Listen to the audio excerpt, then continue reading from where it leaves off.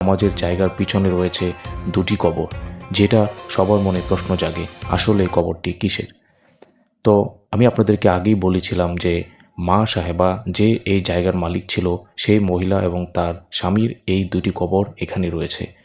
মানুষের কাছে অবাক লাগতে পারে যে মসজিদের ভিতরে কবর রয়েছে। অবিশ্বাস্য হলেও এই মসজিদের ভিতরে কবরটি স্থান দখল করে নিয়েছে, যেটা পৃথিবীর ইতিহাসে প্রায় বিরল দৃষ্টান্ত এবং পর্যটন ও ইসলাম প্রেমীদের কাছে সবচেয়ে অবাকের বিষয়।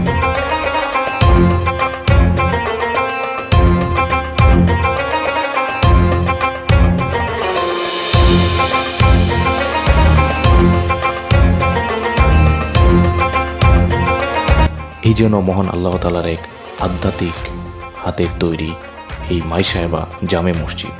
সকলেই ভালো থাকবেন, সুস্থ থাকবেন। আল্লাহ হাফেজ।